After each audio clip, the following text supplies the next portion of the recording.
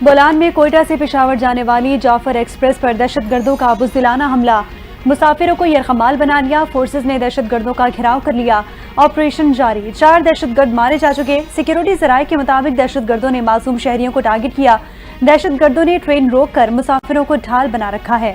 یرغمال بنائے گئے افراد میں اکثریت عورتوں اور بچوں کی ہے۔ دہشت گرد افغانستان میں اپنے ماسٹر مائنڈ سے بھی رابطے میں ہے۔ دہشت گردوں کا دین اسلام، پاکستان اور بلوچستان سے کوئی تعلق نہیں، دہشت گردوں کے خاتمے تک کلیئرنس آپریشن جاری رہے گا۔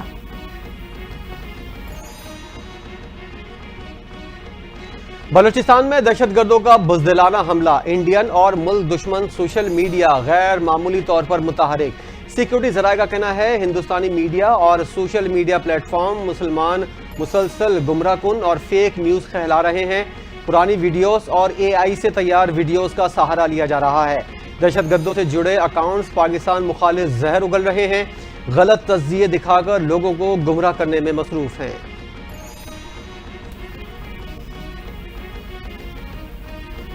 دہشت گردی نے پھر تیزی سے سر اٹھا لیا، جب تک مکمل طور پر امن قائم نہیں ہوگا، ترقی کا خواب شرمندہ تعبیر نہیں ہوگا۔ خیبر پختونخوا اور بلوچستان میں دہشت گردی کے خلاف جنگ جاری ہے۔ پولیس اور افواج پاکستان کے افسران اور جوان قربانیاں دے رہے ہیں۔ ان عظیم قربانیوں کو ہمیشہ رہتی دنیا تک یاد رکھا جائے گا۔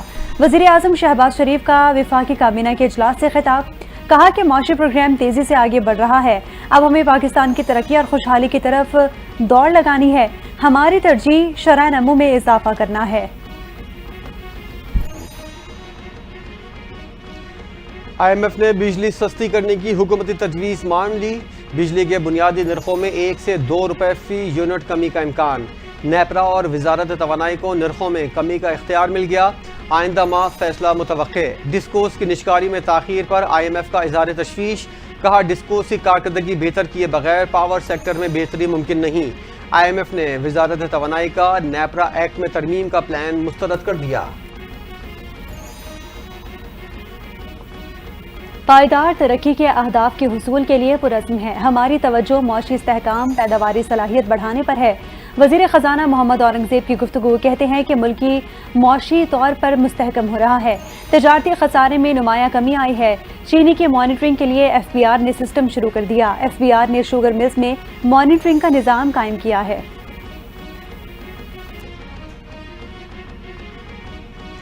وزیر خزانہ محمد اورنگزیب سے اقوام متحدہ کے ریزیڈنٹ کوارڈینیٹر کی ملاقات، قرضوں کے انتظام، تنظیم نو اور ماحولیاتی فائنینسنگ پر تبادلہ خیال۔ پائیدار ترقی کے لیے ترقیاتی شراکت داروں کے تعاون کی ضرورت پر زور دیا گیا۔ پاکستان اور عالمی بینک کے درمیان 10 سالہ کنٹری پارٹنرشپ فریم ورک کا حوالہ دیا گیا۔ ملکی معاشی استحکام اور کلیدی اقتصادی اشاریوں میں بہتری پر روشنی ڈالی گئی۔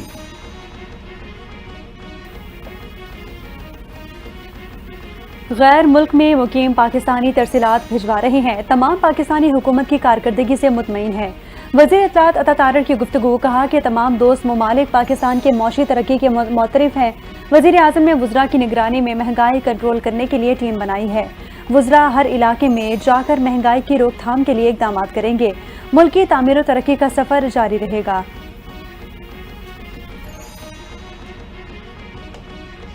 پیپلز پارٹی نے ہر آمر کا سامنا کیا، آمرانہ دور میں پیپلز پارٹی کے ساتھ جو سلوک ہوا وہ تاریخ کا حصہ ہے۔ Chairman Peoples Party Bilawal Bhutto کا قومی اسمبلی میں اظہار خیال، کہا پیپلز پارٹی نے ہمیشہ نظریے اور اصولوں کی سیاست کی، زراعت ملکی معیشت میں ریڑھ کی ہڈی کی حیثیت رکھتی ہے۔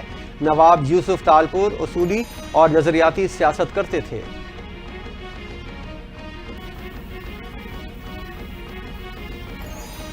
100 ملین پاؤنڈ کی رقم سے ٹیکنالوجی یونیورسٹی اور دانش سکولز قائم کرنے کا فیصلہ، دانش یونیورسٹی کو اپلائیڈ سائنسز یونیورسٹی بنائیں گے۔ وزیر اعظم شہباز شریف کا دانش یونیورسٹی کی اسٹیئرنگ کمیٹی کے اجلاس سے خطاب، کہا کہ دانش یونیورسٹی کو ایسا ادارہ بنائیں گے جو دنیا میں نام پیدا کرے گا، دنیا کے بہترین اسکالرز اور ماہرین کو مدعو کیا جائے گا۔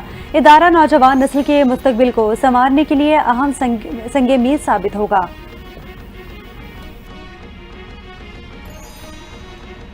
وزیر اعلیٰ پنجاب مریم نواز نے تعلیمی میدان میں انقلابی اصلاحات کا اعلان کر دیا۔ پنجاب میں اسکول ایجوکیشن کے لیے سی ایم ایجوکیشن کارڈ متعارف کرانے کا فیصلہ، 80% سے زائد نمبر حاصل کرنے والے طلبہ کو سی ایم اسٹار کارڈ دیا جائے گا۔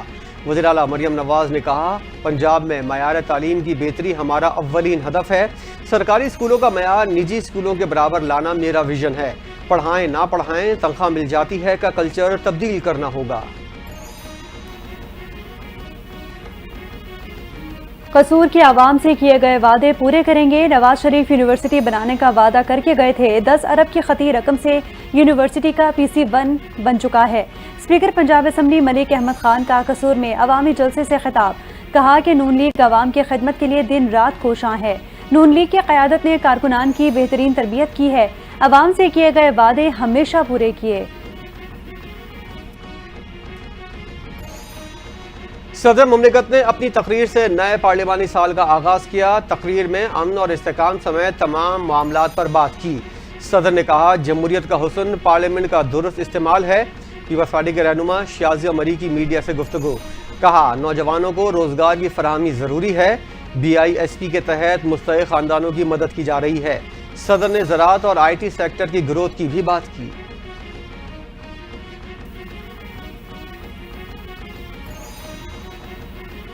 سندھ کا پانی کم کرنے کی بات میں کوئی صداقت نہیں ہے، مین سٹریم سے باہر ناکام سیاستدان سیاست چمکانے کے لیے معاملے کو ہوا دے رہے ہیں۔ وزیر برائے منصوبہ بندی اور ترقی حسن اقبال کی گفتگو، کہا کہ پانی کی کمی کا تاثر تمام صوبوں پر پڑ رہا ہے، پیپلز پارٹی اس لیے مسئلہ اٹھا رہی ہے کہ سندھ میں اس مسئلے کو بے جا اٹھایا جا رہا ہے۔ وزیر اعظم نے یقین دہانی کرائی ہے سندھ کے مفاد کے خلاف کوئی فیصلہ نہیں کیا جائے گا۔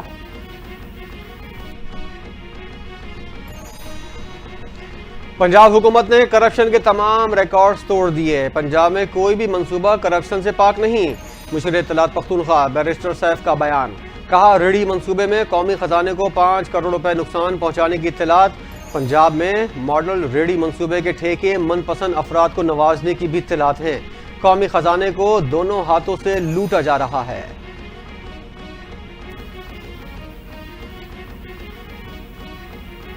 سپر ٹیکس خاص مقصد کے لیے تھا، ایک مرتبہ لاگو ہونے کے بعد قیامت تک چلے گا، جسٹس محمد علی مظہر کے سپر ٹیکس کیس کی سماعت کے دوران ریمارکس، وکیل مختوم علی خان نے دلائل میں کہا کہ سپر لیوی ٹیکس حکومت نے 2015 میں نافذ کیا تھا، مقصد آپریشن ضرب اثر سے متاثرہ علاقوں کی بحالی قرار دیا گیا، سوشل ویلفیئر اب صوبوں کو منتقل ہو چکا۔ جسٹس جمال مندوخیل بولے سپر ٹیکس آپریشن کے متاثرین کی بحالی کے لیے تھا اور حقیقت ہے کہ دہشت گردی کا ہر روز سامنا کرنا پڑتا ہے۔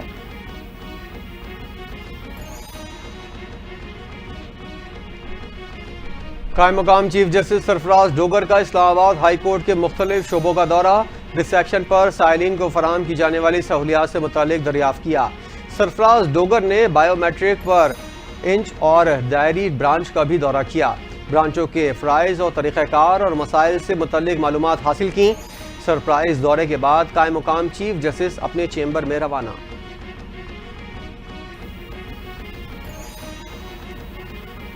بانی PTI کا 9 مئی کے 8 مقدمات میں درخواست ضمانتوں کی جلد سماعت کے لیے درخواست سے رجوع، وکیل بیرسٹر سلمان صفدر کی وساطت سے متفرق درخواستیں لاہور ہائی کورٹ میں دائر کر دی گئی۔ موقف اپنایا گیا کہ سیاسی انتقام کے لیے سازش کا الزام لگا کر مقدمات میں نامزد کیا گیا ہے، پولیس کو نوٹس کے بعد درخواست ضمانت سماعت کے لیے مقرر نہیں ہوئی، بانی PTI کی درخواستوں کو فوری سماعت کے لیے مقرر کرنے کی استدعا۔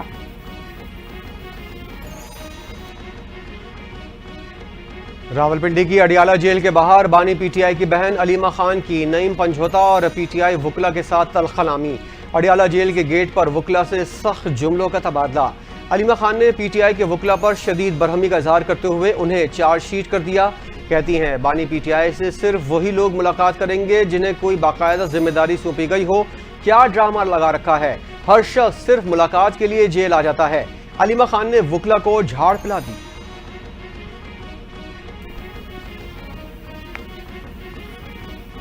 مصطفیٰ عامر قتل کیس میں مرکزی ملزم ارمغان قریشی کی جسمانی ریمانڈ میں مزید 7 دن کی توسیع، کراچی کی انسداد دہشت گردی عدالت میں ملزم پیش، تفتیشی افسر نے بتایا کہ ملزم سے DVR، آلہ ضرب اور آئی فون برآمد ہو چکا، مزید تفتیش کے لیے ریمانڈ درکار ہے۔ عدالت نے تفتیشی افسر سے کیس کی پیش رفت رپورٹ طلب کر لی، ملزم کے وکیل کی عبوری چالان جمع کرانے کی درخواست پر نوٹس جاری۔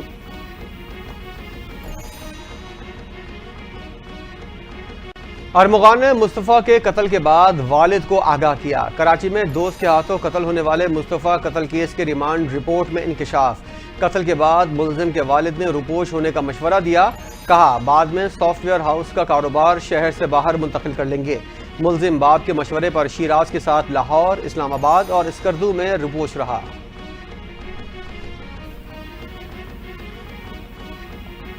یونان کشتی حادثے کے مرکزی ملزم عثمان ججا کو 6 روزہ جسمانی ریمانڈ پر ایف آئی اے کے حوالے کر دیا گیا۔ ملزم کو گجرانوالہ کی ایف آئی اے عدالت میں پیش کیا گیا۔ دوران سماعت حکام کی ملزم کے 14 روزہ جسمانی ریمانڈ کی استدعا، کہا کہ ملزم حادثے میں ہلاک ہونے والوں 20 افراد کے مقدمات میں مطلوب تھا۔ عدالت نے 19 مقدمات میں ملزم کے 6 روزہ جسمانی ریمانڈ کی منظوری دی تھی۔ 6 روز بعد دوبارہ پیش کرنے کا حکم دیا۔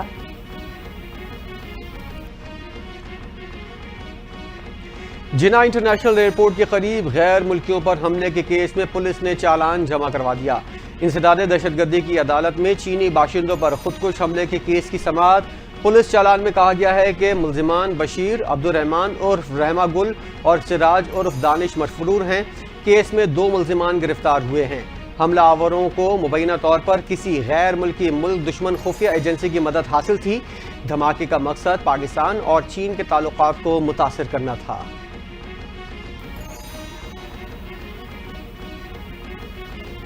ملک میں روایتی نظام تعلیم ہے، خود معاملات پر فیصلے نہیں کر سکتا۔ سی ایس ایس امتحان پر نظر ثانی کے لیے حکومت نے کمیٹی تشکیل دی ہے۔ کمیٹی کی حتمی رپورٹ کا انتظار ہے۔ وزیر قانون اعظم نذیر طارق کا سینٹ اجلاس میں اظہار خیال، کہا کہ امید ہے رواں یا اگلے سال سی ایس ایس امتحان میں بہتری نظر آئے گی۔ احسن اقبال کی سربراہی میں کمیٹی نے بہت سارا کام کر لیا، ہم عوام کے خادم اور نمائندے ہیں۔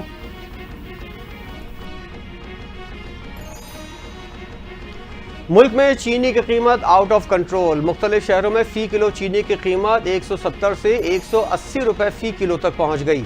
ہول سیل مارکیٹ میں چینی کا فی کلو ریٹ 160 روپے سے زائد تک پہنچ گیا۔ وفاقی حکومت کا ملک میں قیمتوں کو مستحکم کرنے کے لیے خام چینی درآمد کرنے کا فیصلہ۔ بیان میں کہا گیا ہے خام چینی کی درآمد سے ملک میں قیمتوں میں کمی لانے میں مدد ملے گی۔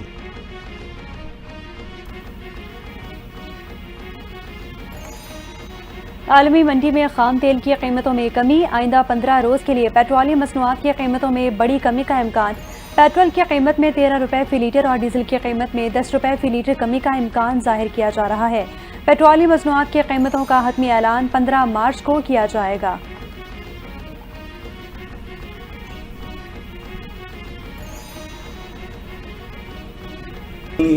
نے مجھے کو بلا لے، بہت اداس ہوں میں، مدینے مجھے کو بلا لے، بہت اداس ہوں میں، غم جہاں۔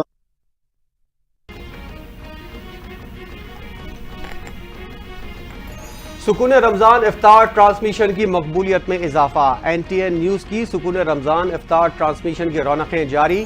میزبان کی مختلف موضوع پر سیر حاصل گفتگو۔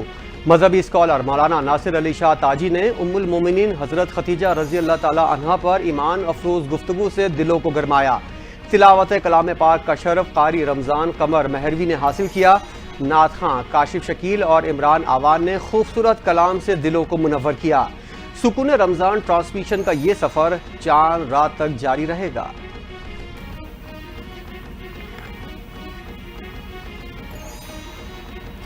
قومی اسمبلی اجلاس کل صبح 11:30 بجے تک ملتوی۔ اجلاس میں رکن نواب یوسف تالپور اور مولانا حامد الحق حقانی کی شہادت پر اظہار تعزیت۔ اسپیکر سردار ایاز صادق نے مرحومین کو خراج عقیدت پیش کیا۔ وفاقی وزیر خالد مکسی نے دعائیں مغفرت کرائی۔ وزیر دفاع خواجہ آصف نے نواب یوسف تالپور کو جمہوریت کا مضبوط حامی قرار دیا۔ امیر مقام نے کہا کہ نواب یوسف تالپور اور مولانا حامد الحق حقانی کی خدمات جمہوریت کے لیے تابناک رہیں گی۔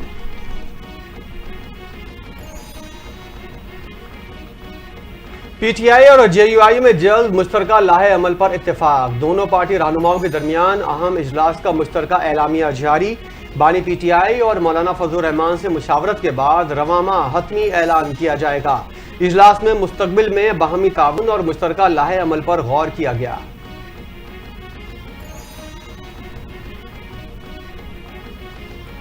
کراچی کے علاقے سرجانی ٹاؤن میں پارک کی کھدائی کے دوران بوریوں میں دفن زنگ آلود اسلحہ اور سینکڑوں گولیاں برآمد ہوئیں۔ بوریوں میں متعدد ہتھیار، سینکڑوں گولیاں اور ہتھیاروں میں رائفل بھی شامل ہے۔ پولیس کے مطابق برآمد ہونے والا اسلحہ برسوں پرانا، زنگ آلود اور ناقابل استعمال ہے۔ اسلحہ 20 سے 25 سال پرانا معلوم ہوتا ہے۔ استعمال کے قابل نہیں، اس لیے مقدمہ درج نہیں ہوگا۔ اسلحے کو فورنزک کے لیے بھجوایا جائے گا۔ اسلحہ برآمدگی کے حوالے سے کاغذی کارروائی بھی کی جائے گی۔ SHO غلام حسین پیرزادہ کا بیان۔ کالعدم TTP دہشت گرد تنظیموں کے لیے چھتری تنظیم بن رہی ہے۔ ٹھوس شواہد ہیں، کابل حکام حملوں کی سرپرستی کر رہے ہیں۔ پاکستان کے مستقل مندوب منیر اکرم کا اقوام متحدہ کی سلامتی کونسل کے اجلاس میں خطاب۔ کہا افغان عبوری حکومت خطے کو لاحق خطرات سے نمٹنے میں ناکام رہی۔ TTP افغانستان میں سرگرم سب سے بڑی دہشت گرد تنظیم ہے۔ کالعدم TTP سرحدی محفوظ پناہ گاہوں سے پاکستان پر حملے کرتی ہے۔ اسرائیل غزہ میں ایندھن اور انسانی امداد سمیت کچھ بھی داخل نہیں ہونے دے رہا۔ اقوام متحدہ نے غزہ میں بجلی کی فراہمی بحال کرنے کا مطالبہ کر دیا۔ نیدرلینڈز کے وزیر خارجہ نے اسرائیلی اقدامات کو عالمی قوانین کی خلاف ورزی قرار دے دیا۔ یمنی حوثیوں کی اسرائیل کو ایک بار پھر دھمکی، کہا کہ اسرائیل نے غزہ کا محاصرہ ختم نہ کیا تو بحیرہ احمر میں حملے دوبارہ شروع کر دیں گے۔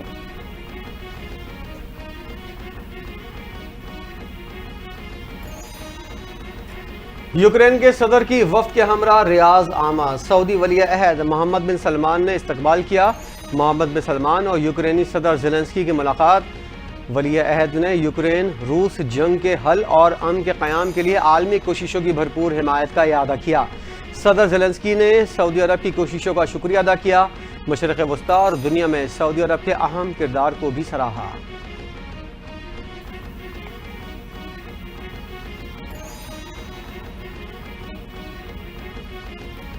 سابق کپتان شاہد آفریدی شاداب خان کی ٹیم میں واپسی پر برہم، کہتے ہیں کہ لڑکے ٹیم میں کیسے واپس آتے ہیں یہ کسی کو معلوم نہیں۔ شاداب خان نے ڈومیسٹک کرکٹ میں کون سی پرفارمنس دی ہے؟ میرٹ پر جب فیصلے نہیں ہوں گے تو چیزیں ایسی ہی چلیں گی۔ آج جو T20 سے باہر ہیں وہ کل واپس آ جائیں گے۔ ہم تیزی سے کپتان تبدیل کرتے ہیں۔ کپتان اور کوچز کو وقت دیں، ان پر تلوار نہ لٹکائیں۔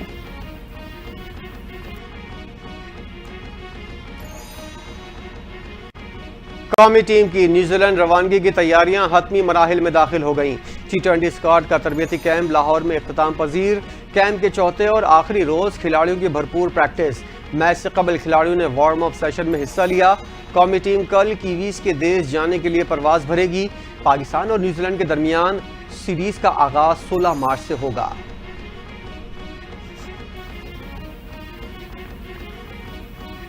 پاکستان کے خلاف T20 سیریز کے لیے نیوزی لینڈ کے 15 رکنی اسکواڈ کا اعلان۔ مائیکل برسویل نیوزی لینڈ کی ٹیم کی قیادت کریں گے۔ سیریز کے لیے نیوزی لینڈ ٹیم میں چیمپئنز ٹرافی اسکواڈ کے ساتھ کھلاڑی بھی شامل۔ کیوی اسکواڈ میں ایش سودھی اور بین سیئرز کی واپسی۔ پاکستان اور نیوزی لینڈ کے درمیان 5 میچز پر مشتمل سیریز 16 مارچ سے کرائسٹ چرچ میں شروع ہوگی۔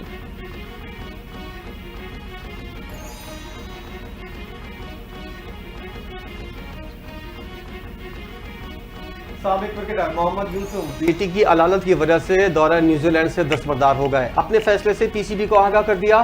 محمد یوسف کے متبادل کے طور پر کسی کی تقرری نہیں ہوگی۔ قومی ٹیم کل نیوزی لینڈ روانہ ہوگی۔ گرین شرٹس نیوزی لینڈ میں 5 T20 اور 3 ون ڈے میچز کھیلیں گے۔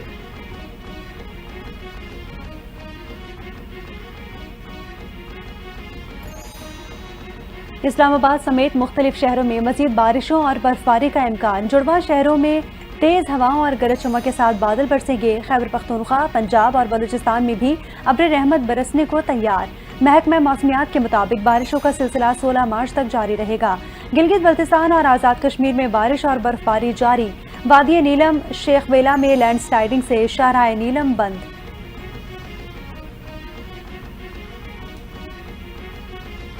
کراچی میں موسم کی تبدیلی کے ساتھ سانس کے امراض بڑھ گئے۔ سول اور جنہ اسپتال میں روزانہ 150 سے زائد مریض رپورٹ۔ مریضوں کو گلے کی خرابی، نزلہ اور کھانسی کی شکایت لاحق ہیں۔ طبی ماہرین کا شہریوں کو محتاط رہنے کا مشورہ۔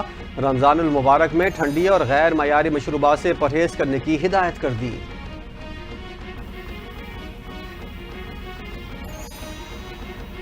اور شہر قائد میں سورج امتحان لینے لگا۔ کراچی میں کل پارہ 34 سے 36 ڈگری سینٹی گریڈ تک رہنے کا امکان ہے۔ محکمہ موسمیات کے مطابق دن کے اوقات میں شمال مغرب سے گرم اور خشک ہوائیں چل سکتی ہیں۔ شہر میں شام میں سمندری ہوائیں بحال ہوں گی۔ شہر میں 13 یا 14 مارچ سے درجہ حرارت میں کمی کا امکان ہے۔